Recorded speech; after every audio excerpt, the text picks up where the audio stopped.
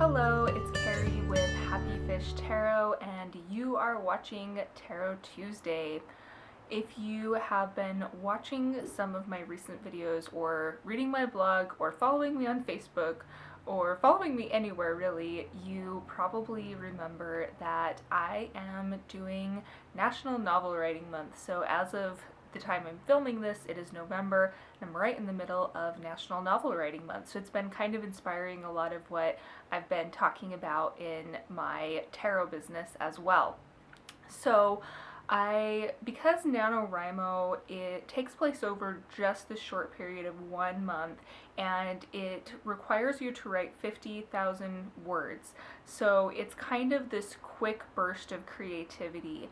And as I've been working on that this month, I've been thinking a lot about how to invoke my muse. So instead of kind of just waiting around and hoping that the muse will show up and drop off some good ideas in my basket, I've been trying to think of ways that I can consciously invite my muse in.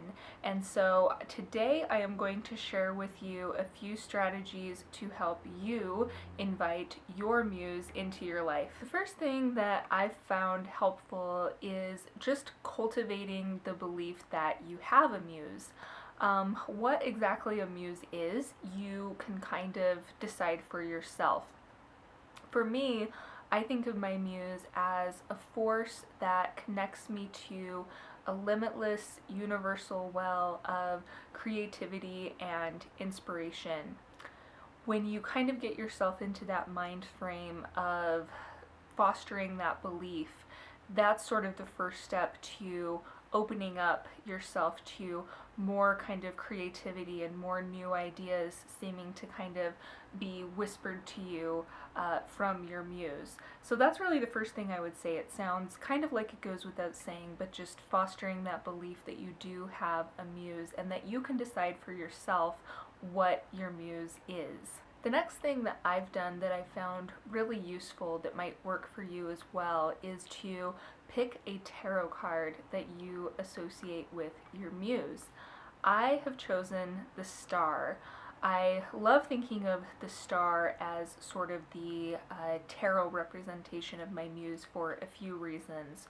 So in the traditional Rider-Waite depiction, you have the woman who is kneeling over the pond, and I think of the pond as sort of that limitless well of creativity, and when I see the figure in the Star card, I kind of think of her giving me access to that wellspring of creativity. But I think there's a lot of different tarot cards that could work really well for this. A lot of the court cards would probably be a good choice. The Magician might be a good choice as well.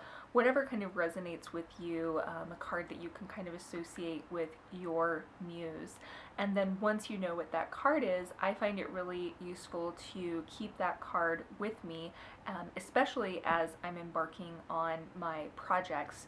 So as I've been working on NaNoWriMo, I have the Star card propped up right next to my writing desk. And if you're into crystals at all, it can be helpful to also pick a crystal that you associate with your muse.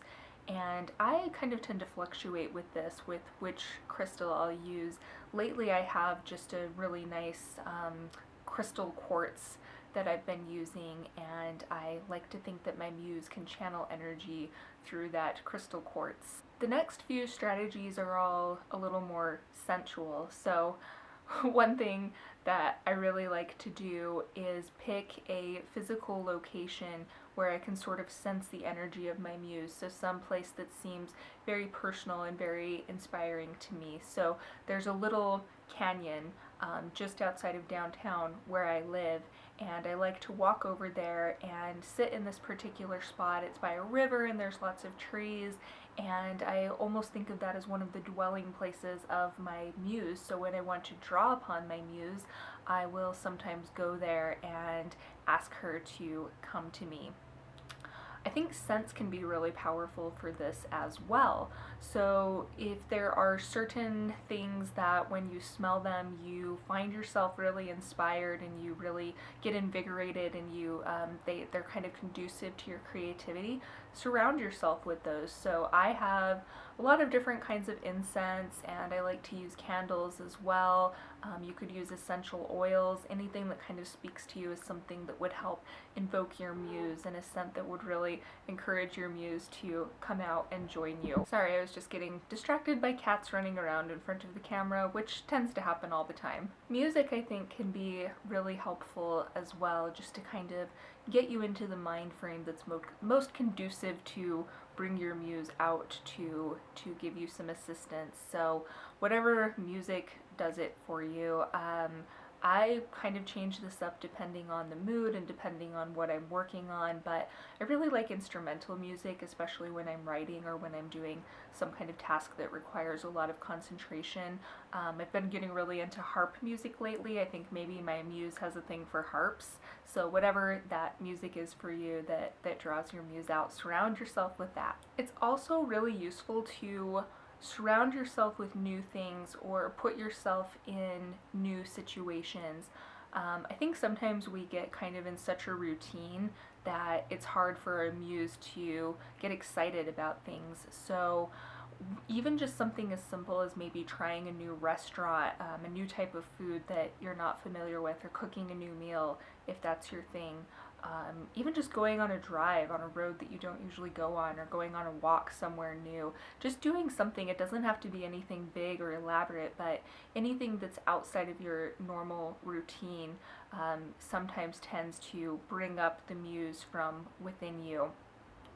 And then the last thing, but definitely not the least, this is really important, honor your muse by listening and taking note of the ideas that your muse brings to you. I can't tell you how many times in the past I would get an idea maybe while I was driving or I was out for a run or something like that, and I would think to myself, oh, that's a great idea, I will remember that. And then guess what? I would not remember that idea.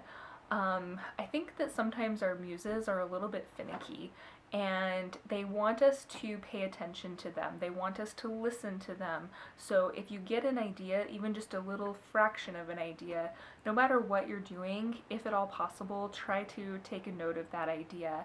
I just got my first smartphone a few months ago, and this has been really awesome for this because I have it almost no matter where I go, so I can always just pull out my phone, write down whatever little snippet of an idea has come to me, and that keeps my muse satisfied, keeps her wanting to come back and talk and give me more ideas. So I hope this has been helpful for you, maybe some strategies that you've already tried or that you can try from here. Thank you as always for watching. If you are not subscribed to my YouTube channel, please do so. I put out videos every Tuesday, and I hope to speak with you again soon. Bye.